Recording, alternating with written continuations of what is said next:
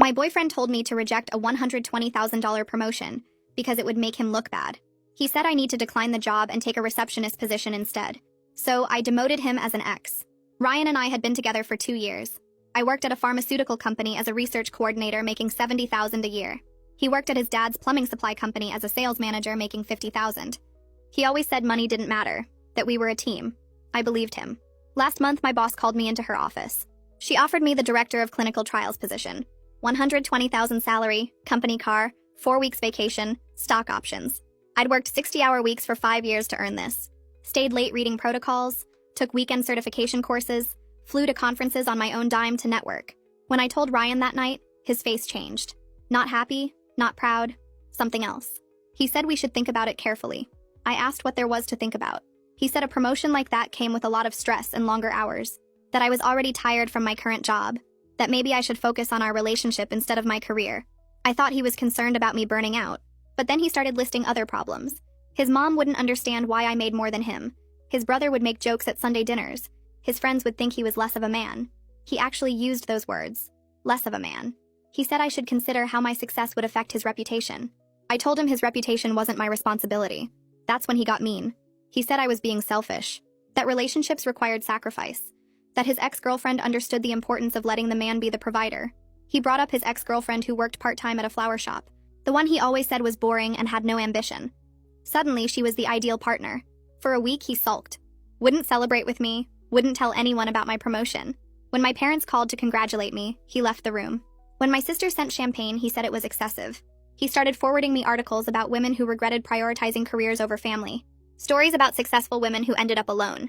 Statistics about divorce rates when wives earned more. He bookmarked a blog post called How to Be a Supportive Partner Without Losing Yourself, and left it open on my laptop. The post was about women stepping back to let their men shine. Then came the ultimatum. 3 days before I had to give my answer, Ryan sat me down. He said he'd been thinking and realized this promotion would destroy us. If I took it, he'd always feel inferior. His family would judge him. His coworkers would laugh behind his back. He needed me to decline. For us. For our future. He'd even called his dad's friend who owned a dental office. Got me an interview for a receptionist position. $35,000 a year but regular hours and no stress. Perfect for when we had kids. Kids we'd never discussed. I said absolutely not. He said I was choosing money over love. That I was materialistic and power-hungry. That no man would want a woman who needed to be the boss. That his mother warned him I was too ambitious. His mother who hadn't worked a day in her life and spent her husband's money on designer bags. I packed my things that night while he was at his buddy's house. Took everything that was mine, which turned out to be most of the apartment since I'd paid for the furniture, the TV, the kitchen appliances. Left him with his gaming chair and the mattress he'd brought from his mom's house. He came home to an empty apartment and called me screaming. Said I was vindictive and crazy. That I'd regret this when I was 40 and alone. That no one would want a woman who put career first. I hung up and blocked his number. But he wasn't done. My phone started ringing the next morning from a number I didn't recognize. I ignored it. Then another call came from a different number. And another. By the end of the day, I had 7 missed calls from 7 different numbers. The voicemails started coming in. The first one had Ryan crying, saying he was sorry and he just needed to talk to me. The second one called me selfish and said I was throwing away 2 years for money. The third one apologized again and begged me to call him back. The fourth one said I was being childish and immature. They kept alternating like that, back and forth between sorry and angry. Camilla called me that night to check in, and I told her about the voicemails. She said to save every single one of them and not delete anything. She said I might need proof later if things got worse. I didn't want to think about things getting worse, but I saved them anyway. Listening to his voice made my stomach hurt and twist up inside. 3 days after I moved out, I was unpacking boxes in my new apartment when the building phone rang. The security guard downstairs told me someone named Ryan was here to see me. My heart started beating fast. I asked how he even knew my address since I'd been careful not to tell him where I was moving. The guard said he didn't know, but should he send him up? I said absolutely not and that Ryan wasn't allowed on the property ever. The guard said he'd make a note of it and escort him out. I stood there shaking for like 10 minutes after I hung up. That same afternoon, my mom called me sounding upset. She said Ryan's mother had just called her crying about how I broke her son's heart. Ryan's mom told my mom I ruined his life by being too ambitious and caring more about my career than our relationship. She said Ryan was so sad he could barely get out of bed. My mom said she told her that Ryan broke his own relationship by trying to control my career and make me turn down a promotion I earned. Then my mom warned me that this might get worse before it got better. She said Ryan's family was clearly in denial about his behavior, and they might keep trying to make me the bad guy. I felt tired just thinking about dealing with his whole family on top of everything else. Monday morning came and I started my first day as director of clinical trials. I felt excited and exhausted at the same time from all the Ryan drama over the weekend. My new office was on the 4th floor with big windows that looked out over the city. I spent my lunch break just sitting in my chair and staring at the view. This was what I worked for. 60-hour weeks for 5 years, weekend classes, conferences I paid for myself. I earned this office and this job, and I felt proud sitting there. Around 2 o'clock, another director stopped by my office and knocked on the open door. He introduced himself as Duncan Steele and said he started about 3 months ago. He offered to give me advice about how to deal with company politics and who to watch out for. He was friendly but not weird about me being a woman in leadership, which felt really nice after dealing with Ryan's insecurity for so long. Duncan told me about the different department heads and which ones were helpful versus which ones just liked to create problems.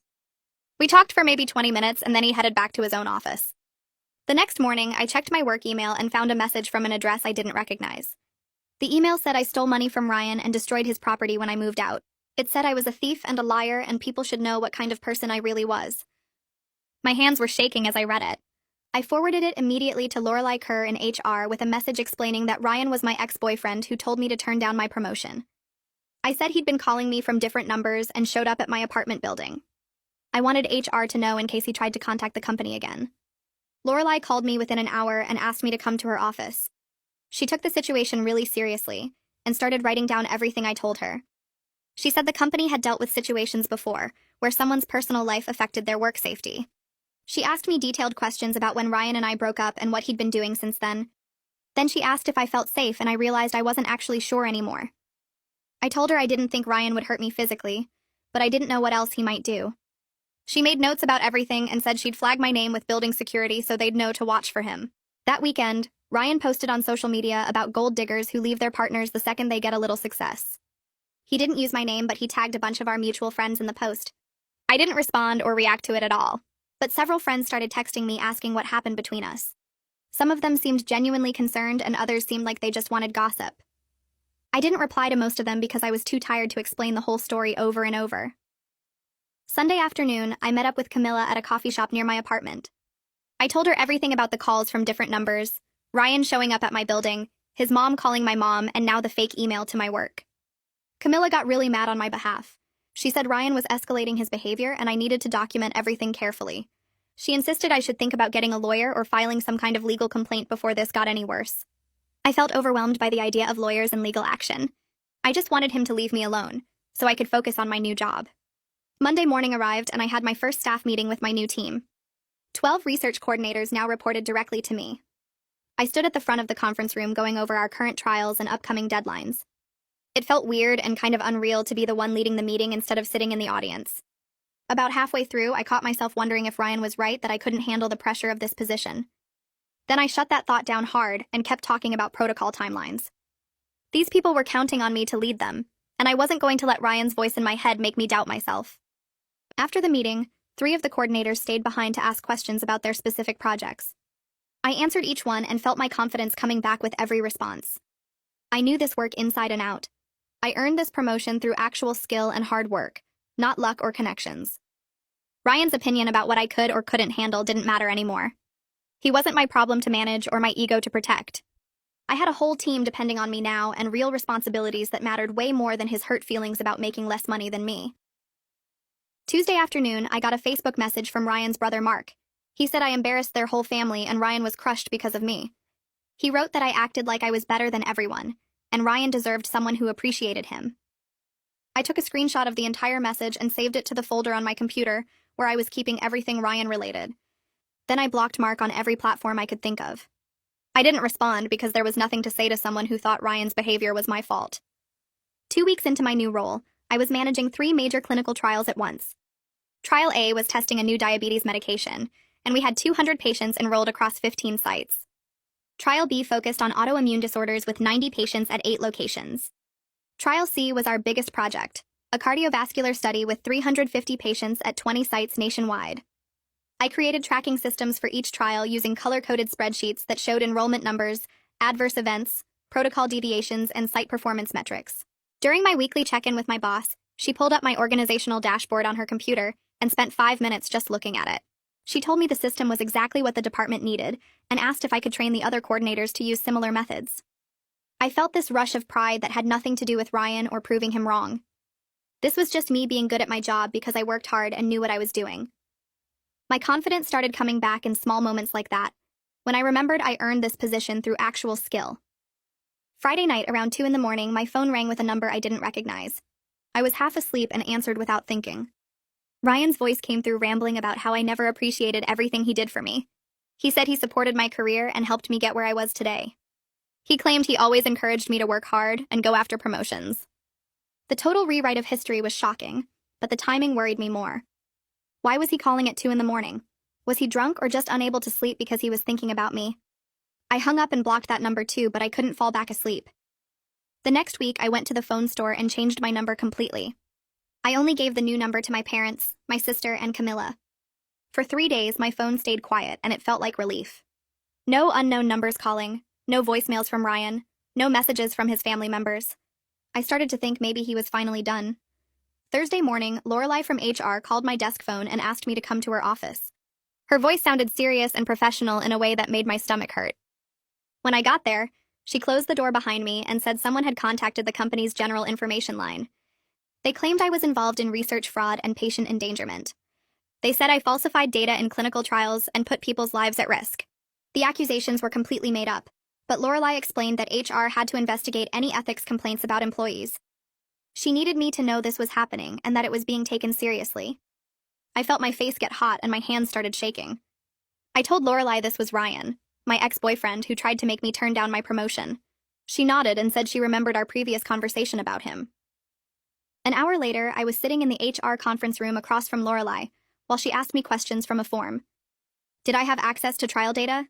Yes. Did I ever modify data without proper authorization? No. Had I ever compromised patient safety? Absolutely not. She clearly didn't believe the accusations, but she had to write down my answers and document everything. I could see in her face that she was just doing her job, and this was all procedure. I explained about Ryan's harassment campaign and how it had been getting worse. I opened my phone and showed her screenshots of messages from him and his brother. I pulled up my documentation folder and printed copies of everything with dates and times. Lorelai took notes on all of it and added the papers to a file with my name on it. My boss got called into a meeting with HR that afternoon. Lorelai needed her to verify my work quality and confirm I followed all ethical standards. My boss came to my office afterward and told me she gave a strong statement about my professional conduct. She said my work was always thorough and by the book. But I could see the concern in her eyes about all this drama following me into my new position. She asked if I was okay, and if there was anything the company could do to help. I said I was handling it, but I appreciated her support. That night, I lay in bed staring at the ceiling until almost 3 in the morning. I kept thinking about how Ryan's lies could actually cost me the job I spent 5 years working toward. Everything I built could fall apart because my ex-boyfriend was mad that I made more money than him. Around 11, Camilla showed up at my apartment with 2 bottles of wine and takeout food. She made me eat something and then poured us both big glasses of wine. She reminded me that the truth would come out and my work record spoke for itself. She said I had documentation of everything, and HR would see through Ryan's fake complaint. The HR investigation took 4 days total. During that whole time, I felt like everyone at work knew what was happening and was judging me. I imagined people whispering about me in the break room or wondering if the accusations were true. Every time someone looked at me, I thought they were thinking about the investigation. Duncan noticed I seemed stressed during a department meeting and caught me afterward in the hallway. He asked if I wanted to grab coffee, and I said yes, because I needed to talk to someone who understood workplace politics. We went to the coffee shop on the first floor, and I ended up telling him everything over lattes. I explained about Ryan opposing my promotion, the breakup, the harassment, and now the fake ethics complaint.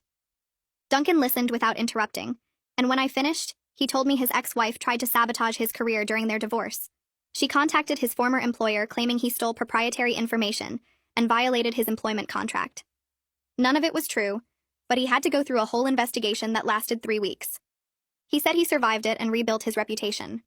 He warned me that people like Ryan count on their targets being too embarrassed to fight back.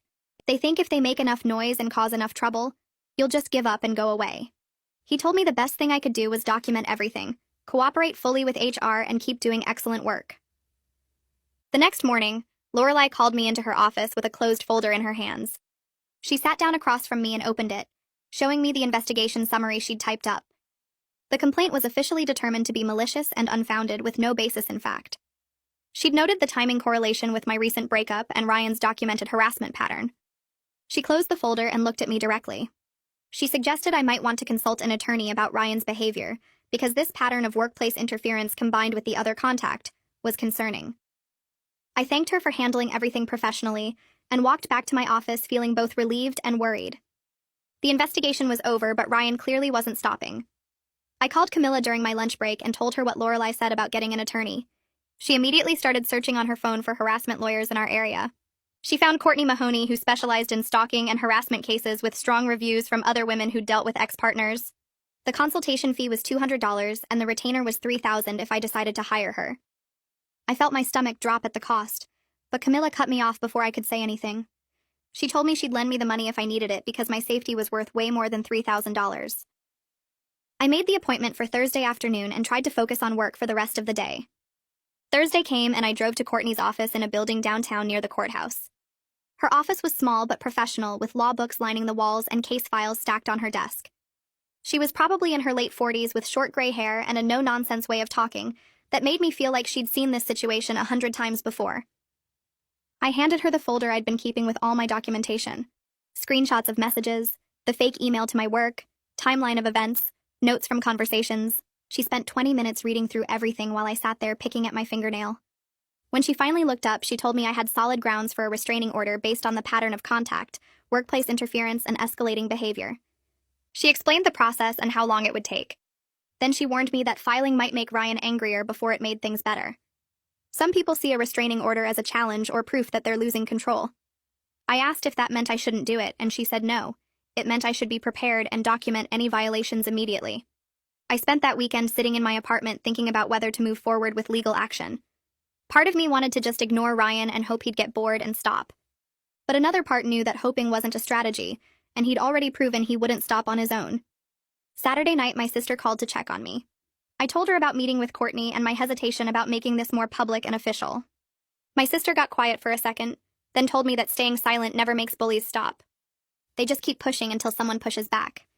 She reminded me that Ryan was already making it public by contacting my workplace and posting on social media. I was just making it official in a way that would actually protect me. After we hung up, I knew she was right. I texted Courtney that I wanted to move forward with the restraining order. Monday morning, I woke up to a notification on my phone. Someone had tagged me in a LinkedIn post. I opened the app and felt my whole body go cold. Ryan had created a fake profile using the name Daniel Webb and claiming to be a former colleague from a research position I'd held 4 years ago. The profile looked real, with a professional photo he must have pulled from somewhere and a detailed work history. Daniel Webb had posted a review of me saying I was unethical and difficult to work with, that I cut corners on research protocols and created hostile work environments. The profile included specific details about projects I'd worked on that only Ryan would know because I'd told him about them. Details about a disagreement I'd had with a former supervisor and a trial that got delayed due to enrollment issues. He'd twisted everything to make me sound incompetent and dangerous. My hands were shaking as I screenshot everything. The profile, the post, the details he'd included. I reported the fake profile to LinkedIn immediately with a detailed explanation and all my screenshots. Then I forwarded everything to Courtney with a message explaining what I'd found. She responded within an hour saying this strengthened our case significantly. It showed deliberate professional sabotage and proved Ryan was actively trying to damage my career and reputation. She asked me to document any responses or shares the post got before LinkedIn took it down.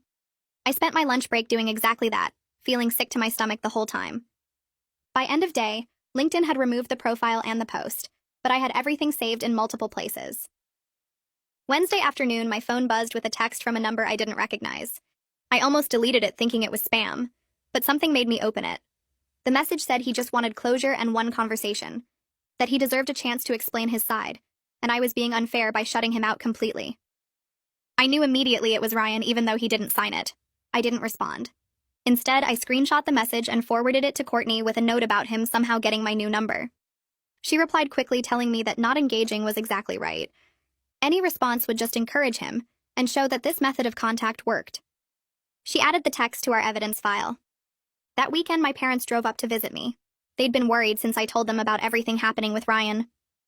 We went to dinner at an Italian place near my apartment, and my dad finally said what he'd apparently been thinking for months. He never liked Ryan and always thought Ryan was intimidated by me. My mom nodded and admitted she'd worried I was making myself smaller to make Ryan comfortable. She said she noticed I stopped talking about work accomplishments around him and changed the subject when anyone asked about my job. I felt embarrassed that they'd seen it when I hadn't fully recognized it myself. My dad reached across the table and squeezed my hand. He told me he was proud of me for choosing myself and my career, that any man worth having would celebrate my success instead of resenting it. Monday at work, I was managing a major trial enrollment deadline that required coordinating between 3 different research sites. We needed to hit our enrollment target by Friday, or risk losing funding for the next phase. I spent the week in back-to-back meetings, reviewing protocols, troubleshooting site issues, and keeping my team motivated. The pressure was intense, but it felt good. Purposeful. Like I was doing exactly what I was supposed to be doing. Nothing like Ryan's claim that I couldn't handle the stress, or that the job would be too much for me. By Thursday afternoon, we'd exceeded our enrollment goal, and my boss sent an email to the executive team highlighting our success. I sat at my desk feeling genuinely proud and thinking about how different my life would be right now if I'd listened to Ryan and taken that receptionist job. Friday morning, Courtney called to tell me she was filing the restraining order petition that afternoon. She'd compiled 2 months of documented harassment into a legal petition with exhibits showing the pattern of behavior. The timeline of contact attempts, the workplace interference, the fake social media profiles, the text from the unknown number. Everything organized and presented as evidence of ongoing harassment. The court date was set for 3 weeks out. Ryan would be served with papers notifying him of the petition and the hearing date. Courtney warned me again that getting served might trigger an escalation. She told me to be extra careful about my surroundings and to call the police immediately if he showed up anywhere near me. I thanked her and hung up, feeling both relieved that something was finally happening and nervous about what Ryan would do when he found out. The next morning, I scheduled a meeting with Lorelai before my team arrived. She sat across from me in the HR conference room with her notepad ready. I explained that Courtney had filed the restraining order petition, and Ryan would be served within the next few days. Lorelai nodded and made notes in my file, connecting it to the previous complaint about the fake LinkedIn profile and the fraudulent ethics accusation. She thanked me for keeping HR informed and said the documentation created a clear pattern that protected both me and the company. She asked if I wanted security to have Ryan's photo, and I said yes. The conversation took maybe 10 minutes, but I felt better knowing the company understood this was serious. Requested Reds is on Spotify now. Check out link in the description or comments. 2 days later, Courtney called me during my lunch break. The process server had delivered the restraining order papers to Ryan at his father's plumbing supply business that morning. She said Ryan immediately called her office and left 3 voicemails, each one angrier than the last. In the messages, he screamed that I was ruining his life and making him look like a criminal in front of his father and the employees. He claimed I was vindictive and that he'd only been trying to have a conversation. Courtney said his reaction was typical of people who genuinely believed they were entitled to access someone regardless of that person's wishes. She added his voicemails to our evidence file because they demonstrated exactly why I needed the protection order. That evening, my dad called me sounding frustrated. Stuart Boyd, Ryan's father, had somehow gotten my dad's cell number and called him at work. Stuart asked my dad to convince me to drop the legal action because it was hurting Ryan's reputation and making things difficult at the family business. My dad told me he'd responded that Ryan hurt his own reputation by harassing me, and that I had every right to protect myself. Stuart tried to argue that boys will be boys and Ryan just loved me too much to let go. My dad shut that down immediately and said if Stuart called again, he'd add it to the evidence file showing the whole family enabled Ryan's behavior. I felt grateful my parents understood and supported my decisions without question. The next 2 weeks passed without any contact from Ryan, which somehow made me more anxious than the constant harassment had. I kept checking my phone, expecting angry messages or seeing his car in the parking lot. Courtney explained this was completely normal when I called her worried. She said respondents often went quiet before court hearings, either because their lawyer told them to or because they were planning their defense strategy. The silence felt ominous rather than peaceful. I found myself looking over my shoulder in the grocery store and checking the locks on my apartment door multiple times before bed. On a Wednesday morning, I opened my personal email and found a message from Ryan's mother sent to an address I didn't even know she had. The email was long, probably 8 paragraphs, begging me to remember the good times Ryan and I shared. She wrote about family dinners where I'd laughed at their jokes and holidays when I'd helped her in the kitchen.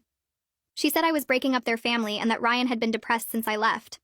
She claimed he barely ate anymore and spent all his time in his childhood bedroom.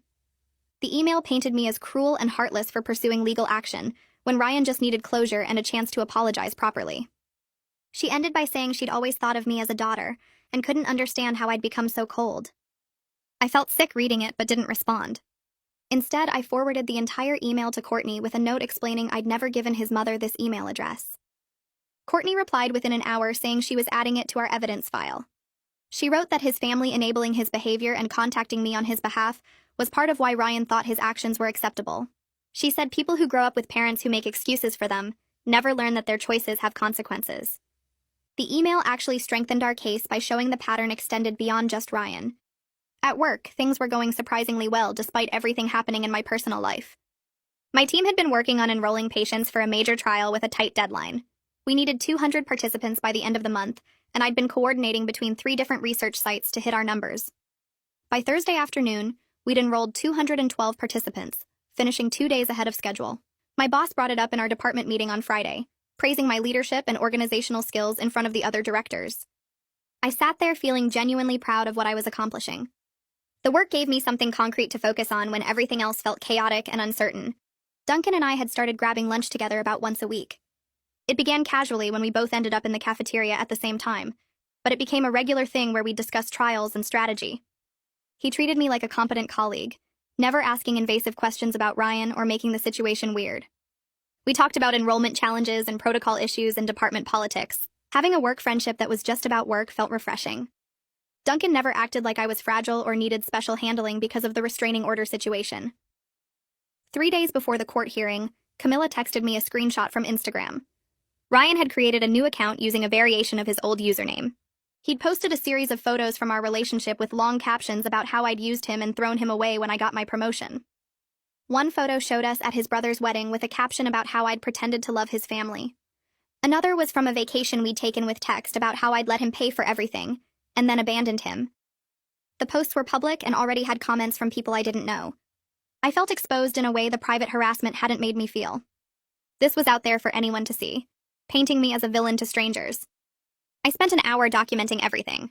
Screenshots of each post, the account details, the timestamps, the comments. I saved it all to my evidence folder and emailed copies to Courtney. Then I made my Instagram account private and blocked the new profile. But the damage felt done. These photos and lies were out there in public where my coworkers and friends could see them.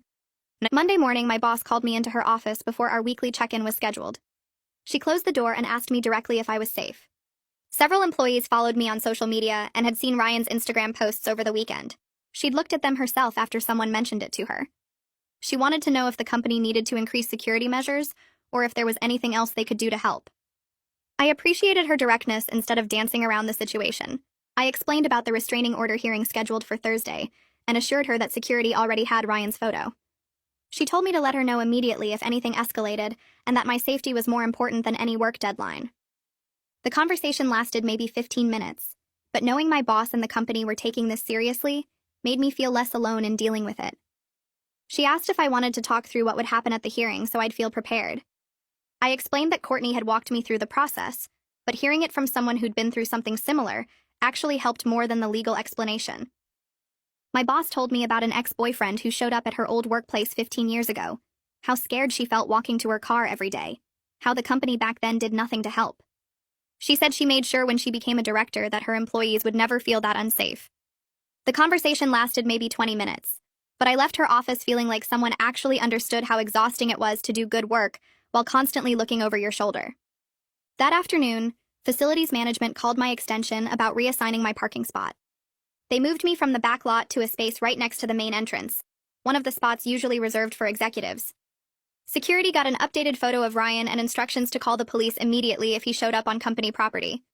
I sat in my new parking spot after work that day and felt this wave of anger wash over me. The fact that any of this was necessary, that my company had to treat my ex-boyfriend like a legitimate threat, that I couldn't just park in the regular lot like a normal person. I was mad at Ryan all over again for making my life this complicated, for forcing everyone around me to accommodate his inability to handle rejection like an adult. Thursday morning arrived faster than I wanted. Camilla picked me up at 8 because I didn't trust myself to drive to the courthouse without my hands shaking the whole way. She brought coffee and breakfast sandwiches and didn't try to make small talk when I clearly wasn't in the mood. Courtney met us outside the courtroom at 9:30. She looked professional and calm, which helped settle some of my nerves. She reminded me to stay quiet unless the judge asked me a direct question, to let her handle the legal arguments, to keep my face neutral no matter what Ryan said. We walked into the courtroom and Ryan was already there with his father. No lawyer, No legal representation, just the two of them sitting on the opposite side looking like they thought this was all some big misunderstanding. Ryan wore a button-down shirt and khakis like he was going to a job interview. His dad kept whispering to him and patting his shoulder. The judge called the case and asked both sides to present their positions. Courtney went first, laying out the timeline of harassment with specific dates and examples. She submitted printouts of the voicemails, text messages, emails, fake social media accounts, the complaint to my workplace. The evidence filled a 2-inch binder that she placed on the judge's bench. Ryan's face got red while Courtney talked. When the judge asked if he wanted to respond, Ryan stood up and started talking without any clear organization. He told the judge that I was just mad because he broke up with me, that I couldn't handle rejection, that I was making all of this up to get revenge. The judge looked at the timeline Courtney submitted showing I ended the relationship, then looked back at Ryan. She asked him to explain why he contacted my workplace if he'd broken up with me. Ryan stumbled over his words, said he was just trying to warn them about my character, that he thought they should know what kind of person I really was. The judge asked why he created fake social media accounts. Ryan said he needed a way to tell his side of the story after I blocked him everywhere. His answers kept contradicting his claim that he'd ended the relationship. The judge started asking more specific questions about the workplace complaint. Why did he accuse me of research fraud if he just wanted closure? Why did he contact my company's general information line instead of reaching out to me directly? Ryan got defensive and his voice got louder. He said I was ruining his reputation, that his friends were asking questions, that his family was upset. The judge asked him to lower his voice. His father tried to jump in, and the judge told him firmly that he wasn't a party to this case. Courtney submitted the Instagram posts and Ryan's mother's email as additional evidence of the harassment pattern extending to his family. Ryan started arguing that his mom was just trying to help, that I was being unreasonable by involving the courts. The more he talked, the worse he made his case. His anger right there in the courtroom showed exactly why I needed protection from him. The judge took about 5 minutes to review all the evidence, then granted the restraining order for 1 year. She listed the terms out loud. Ryan couldn't contact me directly or indirectly, couldn't come within 500 feet of my home or workplace, couldn't post about me on social media, or have anyone else contact me on his behalf. Violations would result in immediate arrest. Ryan's mouth actually fell open like he couldn't believe there were real consequences for his actions. His father started to say something, and the judge shut him down immediately. Walking out of the courthouse felt surreal. My legs were shaky, and I realized I'd been holding tension in my whole body for the past hour. Camilla hugged me in the parking lot, and I almost started crying from relief. Courtney reminded me that the restraining order was only a piece of paper. Some people respected them. Some people violated them out of spite. I needed to report any violations immediately, not give him chances or try to handle it myself. She said some people escalate after losing control in court because they're angry about the public humiliation.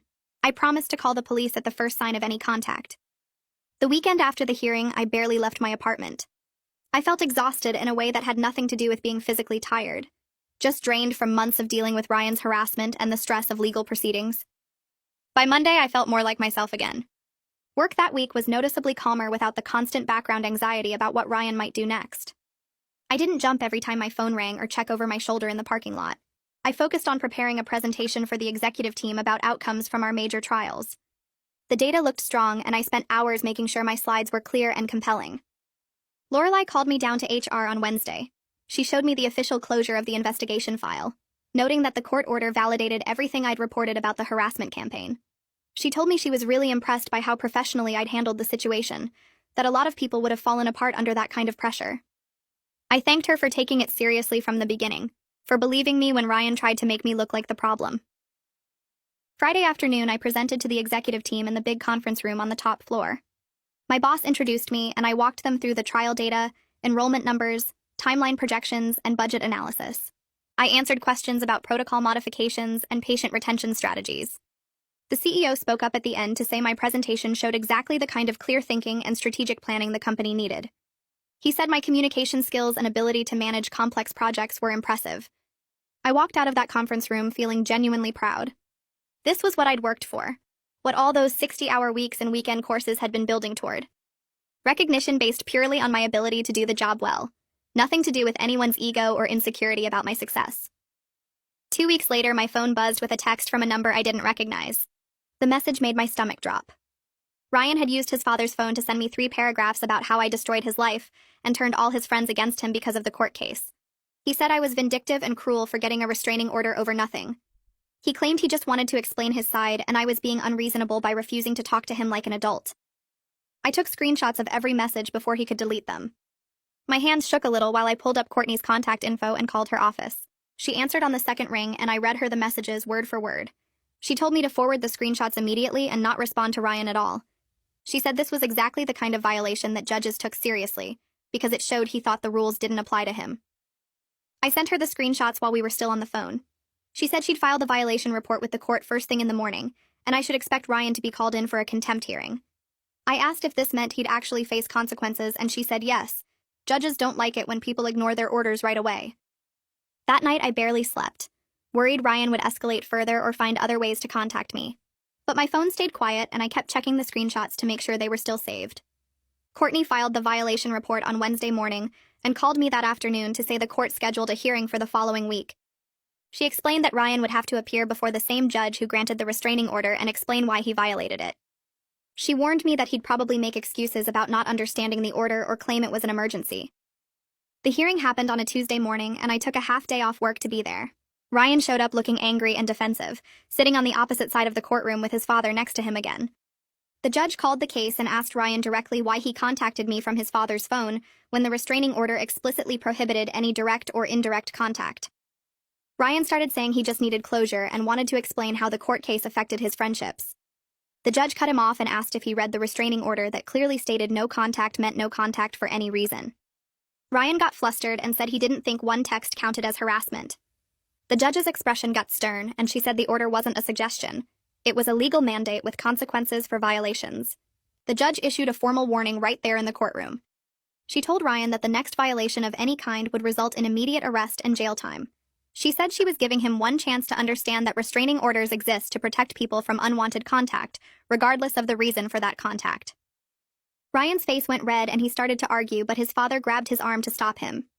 The judge said the warning was now part of Ryan's court record, and any future violation would be treated as willful contempt. She dismissed us, and I walked out feeling like I could finally breathe properly. Courtney walked me to my car and said this was the moment when most people who harass others finally get that their actions have real legal consequences. She said some people needed to see a judge threaten jail time before they'd actually stop. I thanked her for handling everything so professionally, and she told me to call immediately if Ryan tried anything else. I drove back to work feeling cautiously hopeful that maybe this nightmare was actually ending. The stress from months of Ryan's harassment finally caught up with me, and I realized I needed professional help to process everything. I found Vanessa through my insurance provider and scheduled my first therapy appointment for the following Thursday. Her office was in a quiet building downtown with comfortable chairs and soft lighting that made me feel less nervous about being there. I told her the whole story from Ryan's ultimatum about my promotion through the restraining order and violation hearing. She listened without interrupting, and then said something that surprised me. She told me Ryan's behavior was emotionally abusive long before the harassment campaign started. I'd been so focused on the stalking and workplace interference that I hadn't really thought about how he treated me during our relationship.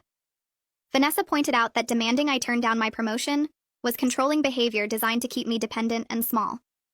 She said the articles he sent me and the pressure about his family's opinions were manipulation tactics to make me doubt myself. Over the next several sessions, we worked through how I'd minimized my own achievements during the relationship to avoid triggering Ryan's insecurity. I told Vanessa about staying quiet when his family made comments about my job, or how I'd downplay my successes when his friends asked about work. She asked me why I felt responsible for managing Ryan's emotions about my career. I said I thought I was being supportive and considerate of his feelings. Vanessa shook her head and explained that I was sacrificing my own joy and pride to protect his ego. She said healthy partners celebrate each other's success, instead of requiring the other person to dim their light.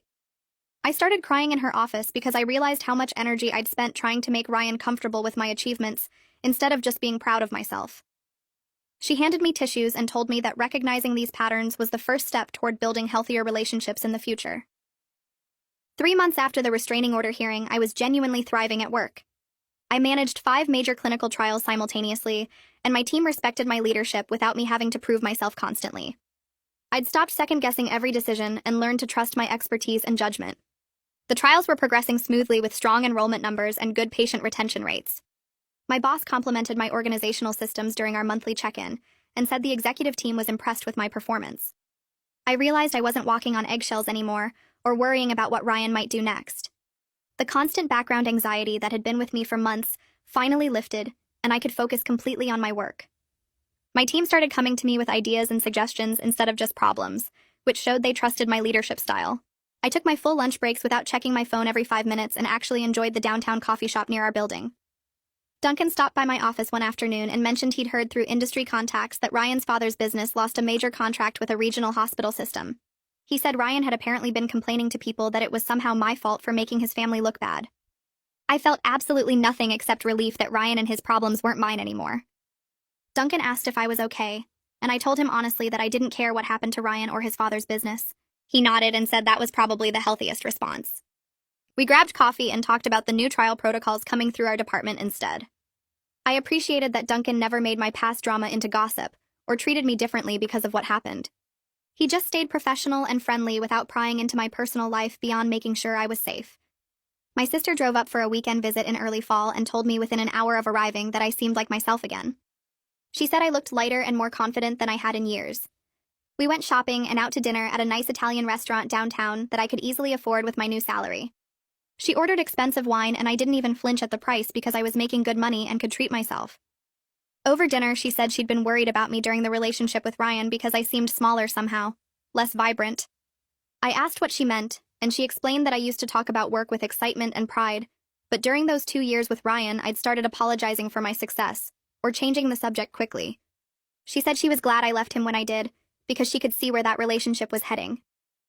We laughed and clinked our wine glasses, and I felt grateful to have family who supported my choices. 8 months into my director role, the company promoted me to Senior Director of Clinical Trials. My boss called me into her office on a Friday afternoon and told me the executive team wanted to recognize my successful trial outcomes and team leadership with increased responsibility. The promotion came with another salary bump and oversight of additional trial programs across multiple therapeutic areas. I'd be managing a larger team and working directly with the chief medical officer on strategic planning. I accepted immediately without any hesitation or self-doubt. That night, I called my parents to tell them, and my dad said he was proud of how I'd handled everything with Ryan and built my career despite the obstacles. My mom reminded me that the right opportunities come when you're ready for them, and I was clearly ready for this next step. I ran into one of Ryan's friends at a coffee shop the following week while I was grabbing my morning latte before work. He approached me carefully and asked if he could talk to me for a minute. I tensed up but agreed to hear what he had to say. He apologized for believing Ryan's version of events after our breakup and said several people in their friend group had distanced themselves from Ryan after seeing his social media behavior and hearing about the restraining order. He told me that Ryan had been telling people I was crazy and vindictive, but then the court stuff became public knowledge and people started questioning his story. He said he felt bad for not reaching out sooner to check on me and wanted me to know that not everyone bought into Ryan's victim narrative. I thanked him for telling me and said I appreciated the apology. He wished me well and left, and I stood there holding my coffee feeling validated that other people had finally seen through Ryan's manipulation. Vanessa started asking me in our weekly sessions why I always qualified my successes with explanations about luck or timing instead of just owning my achievements. I'd say things like I got promoted because the company needed someone or the timing worked out, and she'd stop me and point out that I earned it through years of hard work and skill. She had me practice saying out loud that I deserved my position and salary without adding any disclaimers or apologies. The exercise felt awkward at first, almost arrogant, but she explained that confident women get labeled as threatening, while confident men get called leaders. We worked through specific examples from my relationship with Ryan, where I'd minimized my accomplishments to make him comfortable, like not mentioning my conference presentations or downplaying positive feedback from my boss. Vanessa helped me see that the right partner would celebrate my success, instead of requiring me to shrink myself to protect their ego. She asked me to notice when I started apologizing for taking up space or achieving things, and I realized I did it constantly at work and in social situations. Over several months of therapy, I practiced accepting compliments without deflecting them and talking about my career with pride instead of embarrassment. Camilla called me one evening and said she had a coworker who was single and asked if I'd be interested in meeting him for coffee. I hesitated because dating felt complicated after everything with Ryan, but she promised it would be casual with no pressure.